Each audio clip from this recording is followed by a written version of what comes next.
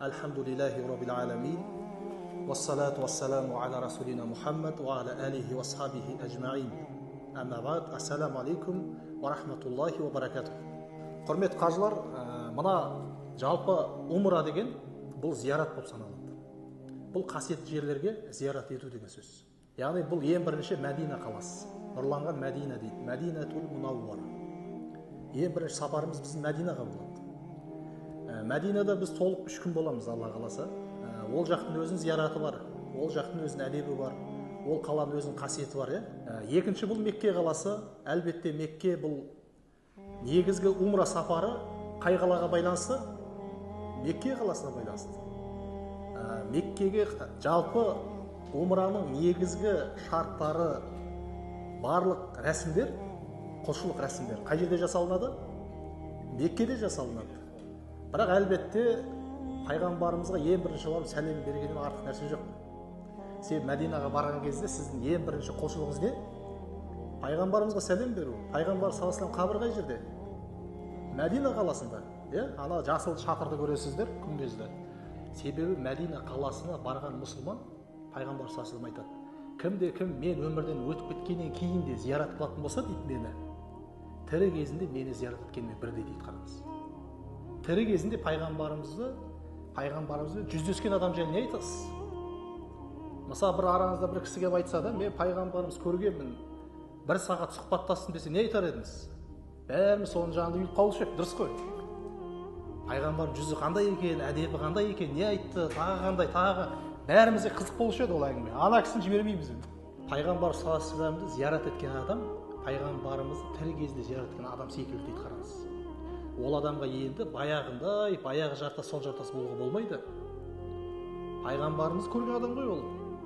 Тәлім тәрбиесін алған адаммен бірдей. Сол себепті иншалла құрметті қажылар, біз білуіміз керек, бұл сапар жай бір сапар емес. Бұл үлкен құлшылық сапар. Құлшылыққа толы, нұрға толы сапар. Қараңыз, умраға адам өз еркімен келмейді, құрметті қажылар. Умраға адам Алла тағаланың несімен келеді? Шақыруымен келеді.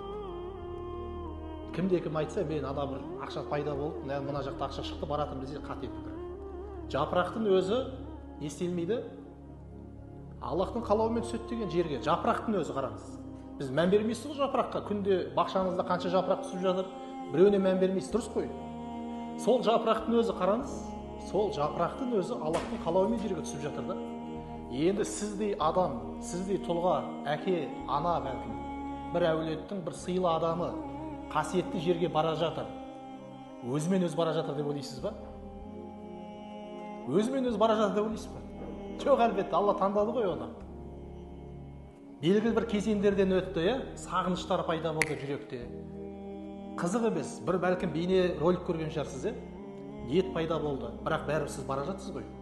Алла таңдады, Алла шақырды, содан кейін бара жатсыз. Және сіз не істедіңіз бұрын қызық емес. Немен айналыстыңыз? Біреу айту мүмкін, ой, мен балам талай картоп жарғам деп айту мүмкін, жастар тілімен айтқан кезде. Жоқ, ол есепке алынбайды, құрметті қажылар. Алланың мейірімі, рахметі барлығын істейді, орап алады, қамтып алады. Жақсы ғой. Бұрын намаз оқысын, оқымасын, Алла өзі таңдайды. 60-қа келіп намаз бастаса, Алла өзі таңдайды. Оны ешкім сөз қылуға хақы жоқ дейді. Қараңыз. Ой, 60-қа келіп енді бастадым ба деген сияқты әңгімелер, бұлардың барлығы қате әңгімелер. Мен неге айтып жатырмын? Көп кісілер қысылады екен. Мен намаз білмеймін балам, енді бара жатырмын, қалай болады екен? Ештеңе болмайды. Қайта сіздің барғаныңыз не болады? Нұр үстіне нұр болады. Сіз альхамдулилля мұсылмансыз ғой. Осы күнге дейін мұсылман болып келгенсіз. Алла тағала сізді осы күнге жеткізді. Сол себепті сіз енді бара жатсыз. Алла дайындады сізді. Ана бір әбден адамды сілкіп, бір кілемді жуып, тазалап, неше түрлі процестен өткізеді ғой. Бар тазарады ғой. Міне осы бір сәтке келіп тұрған шығар, қайдан білесіз? Ол адамның бетінде емес, ішінде ол. Алла тағала жүректі өзіне істейді, тазартып қояды. Адамның ниетін тазартады, пейілін тазартады. Содан кейін Алла өзі таңдап құлды. Міне қараңыз, бір ауылдан бір кісі келді, 5000 адам бар ауылда. Сіз келдіңіз де сол ауылдан. Сіз келіп жатсыз, ойланбайсыз ба? Ойға бататындай дүние ғой негізі. Неге Алла мені таңдады екен? Енді пайғамбарымыз айтады, расында амалдардың барлығы неге байланысты? Ниетке байланысты.